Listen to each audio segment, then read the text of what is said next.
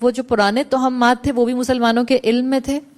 مزید جب مسلمان آگے بڑھے اور جو کمزور ایمان والے تھے انہوں نے کچھ غیر مسلم عقائد کو بھی اپنے ساتھ شامل کرنا شروع کر دیا.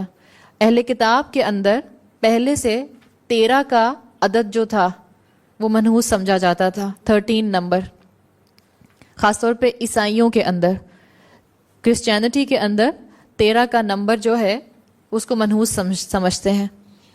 اس لیے کہ اس کا بھی آپ کو بیک گراؤنڈ معلوم ہوگا کہ اس کا بیک گراؤنڈ کیا ہے.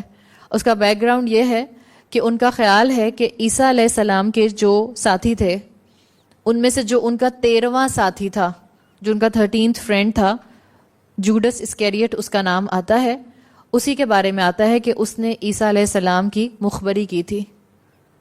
رومن آرمیز کا وہ سپائے بن گیا تھا اور اس نے ان کو جا کے بتا دیا تھا کہ عیسیٰ علیہ السلام جو ہے وہ فلاں باغ میں فلاں جھونپڑی میں چھپے ہوئے ہیں.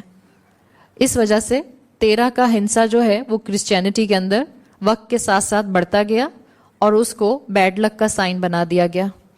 اور یہ حقیقت ہے کہ یہ جتنی بھی سپرسٹیشیس چیزیں ہوتی ہیں شیطان ان کو اہم بنا کر، اٹریکٹیو بنا کر ضرور پیش کرتا ہے. اور یہ چھوٹی چھوٹی چیزوں سے شروع ہوتا ہے. جیسے میں کچھ دن پہلے سن رہی تھی لیکچر، تو وہ ڈاکٹر فرحت کہہ رہی تھی، ان کو سن کے اتنا اچھا بھی لگا کہ ایک دم سے بات کلک کر گئی. ہم سب کے ساتھ ہوتا ہوگا. کہہ رہی تھی مثال کے طور پہ پنکھا چل رہا ہوتا ہے، ہم کہتے ہیں اگر ابھی رک گیا تو میں یہ کام کر لوں گی ورنہ میں یہ کام نہیں کروں گی. ہم کیسے یہ کام کرتے ہیں؟ اگر مثال کے طور پہ فون کی گھنٹی بجی، ہم کہتے ہیں اچھا اگر امی کا فون ہوا ہے اور ہم اس سے پہلے سوچ ہی رہے تھے کہ میں یہ کام کروں یا نہ کروں، دل میں ایک دم سے خیال آتا ہے ایسے ہی فریکشن آف سیکنڈ کے لیے، اچھا اگر امی کا فون ہوا تو میں یہ کام کر لوں گی.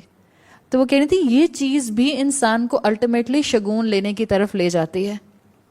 تو انسان کو بہت محتاط ہونا چاہیے. شیطان اس طرح کے توہمات کو، اس طرح کی چیزوں کو اٹریکٹیو بنا کر بہرحال انسانوں کے سامنے لاتا ہے، اور مسلمانوں کے سامنے بھی یقیناً اسی طرح سے لایا. اور ہوا یہ کہ وہ مسلمان جو رسول اللہ صلی اللہ علیہ وسلم کے معاشرے سے نکل کر دنیا میں پھیلے تھے، اس کے بعد جب نسل در نسل معاملہ آگے بڑھا تو اس کے اندر ڈائلیوژن آنے لگ گیا، اور یہ مختلف عقائد جو تھے یہ اسلام کے اندر، مسلمانوں کے اندر بھی پینیٹریٹ کرنے لگ گئے، اس لیے کہ اسلام دوسرے مذاہب کے ساتھ ایکسپوزڈ ہو رہا تھا. اور سفر کا مہینہ کیونکہ ایک زمانے میں 13واں مہینہ تھا، اور 13 نمبر جو تھا وہ عیسائیوں کے اندر منحوس سمجھا جاتا تھا، تو برا شگون آ کر دوبارہ سے سفر کے مہینے کے ساتھ اٹیچ ہو گیا. اگر آپ اوور آل دنیا میں گھوم پھر کر دیکھیں تو آپ کو سب سے زیادہ توہمات لینے والے مسلمان جہاں ملیں گے وہ پاکستان اور ہندوستان کے مسلمان ہیں. باقی دنیا میں مسلمان بھی اس طرح کی چیزوں سے عموماً لیتے ہوں گے، لیکن سب کانٹیننٹ کے مسلمانوں کے اندر آپ کو شدت نظر آتی ہے. لوگوں نے ان چیزوں کو اس مہینے کے ساتھ جوڑ لیا ہے. شاید یہ وجہ ہے کہ بہت عرصہ ہندوؤں کے ساتھ رہے اور مشرک مذاہب کے اندر بھی مختلف طرح کے شگون لینے جو تھے، اور 13 کا نمبر جو تھا وہ وہاں پر بھی منحوس قرار دیا گیا تھا. تو ہوا یہ کہ جب لوگوں نے اس طرح کے سیلف کریٹڈ بہت سے خیالات اور عربوں کے معاشرے کی پرانی چیزیں دوبارہ سے سرایت کر کے اس مہینے کے ساتھ اٹیچ کر لیں کم علمی کی وجہ سے، تو پھر اپنے اپنے طور پر سب نے طریقے نکال لیے اور ترکیبیں نکالیں کہ اچھا کس طرح سے اس مہینے کی مشکل کو، اس مہینے کی نحوست کو دور کیا جا سکتا ہے، یا جو اس مہینے میں بلائیں نازل ہو رہی ہیں اس سے کیسے ہم محفوظ رہ سکتے ہیں.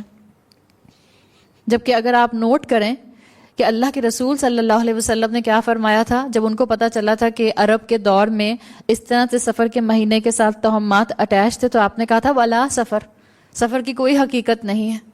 اگر ہم اسی چیز کو اپنے لیے سبق بنا لیں تو آپ کی اور میرے لیے پریشانی کا باعث جو ہے وہ یہ چیزیں بنیں گی نہیں، اس لیے کہ مجھے اور آپ کو احساس ہو جائے گا کہ رسول اللہ ہمیں کیا بتا کر گئے ہیں کہ اس مہینے کے اندر کوئی نہ